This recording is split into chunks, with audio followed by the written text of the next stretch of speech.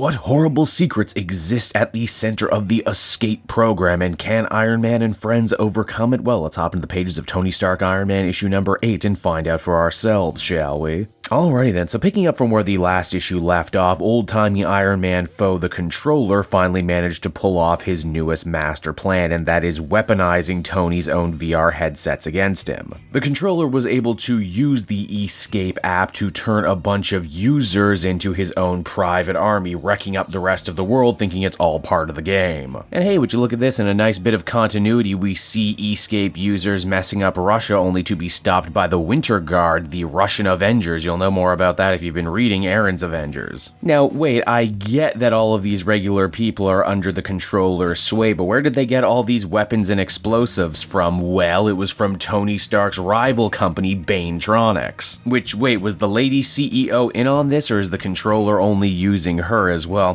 Good question. Now, Tony, along with the Wasp and Rhodey in the Manticore vehicle, are trying to fight their way through the legions of VR zombies to try and get to the Controller's headquarters, knowing full well that stopping him is the only way to set the people free. Too bad that goal just became a lot harder, because if you know anything about the Controller, he gets physically stronger for all the psychic energy he's able to drain from the people he's currently controlling, and thanks to the World Wide Web, he's controlling more people now than he ever has before. And we know that too because the next time we see the Controller, he's gotten super sick swole, brah. I'm talking gains on gains, peaks on peaks, brother. Now with Tony on the job as Iron Man, back at the office, it's Andy Bong who has had to step into the role of customer service. There's a lot of very angry people in the world, and he's doing everything he can to field as many calls as he can. Of course, he's a roboticist, and this is the last place he should be. Where he should be, though, is working on a countermeasure for the Controller. And you know what? He almost got away with it, too, figuring that the Controller must have smuggled in the same type of tech he's used before into the VR helmets, and if that he can only work backwards, maybe he can save the day. Too bad, though, Mrs. Cabe, Stark's head of security, has been under the Controller's sway literally from issue 1 of this series, and she steps in to stop him. Shockingly, though, as we figure out this issue, the Controller might actually not be the biggest villain at play here. You'll recall in the previous issue, Amanda Strong, Tony's biological mother, had fallen into a coma after using the VR headset. When she came to, she was in a secret room inside the Escape VR app, a place modeled after Tony's own childhood home and hosted by AIs that look like his parents. And you know what? There's actually a pretty interesting reason for all this. You'll recall when this series first started, Tony was touting his brand new operating system for his company and his armor, codenamed Motherboard. And shockingly, that wasn't just a cute little name. The Motherboard program was literally modeled after Tony's own mother, the one who raised him. Now this program has become rogue and sentient like most artificial intelligence do in these types of stories, and it's trying to create the perfect world for Tony at any cost. Why, it's even revealed that Motherboard has actually been in charge of the Escape this whole time. Not even Tony or the Controller knew that they were actually both being played. And just to really dash some salt into the wound on this one, Motherboard is in control of Tony's armor right now too. You thought it was Friday, but Motherboard says it deleted Friday. In doing so, essentially turning Iron Man's suit into one giant VR headset, and now it's time to call him home even though he's in a fight for his life against the Controller. Now obviously in the Escape app, everyone is free to have their own avatar, and how does Motherboard choose to render Tony? Well, as she puts it, in his most perfect, purest form. That being his most original form, the pencil mustache having, martini guzzling, kind of D-bag even back then, in a suit that's not nearly as cool as now, and it's on this moment right here the comic comes to a close. And so that was Tony Stark Iron Man issue number 8, everyone, and I got to say, just as I thought this story was beginning to wind down, it adds a whole completely different dimension to it that I wasn't even considering. Honestly, I think the reveal with Motherboard comes along at probably the best time, when even the heroes themselves kind of lampshade the fact that the Controller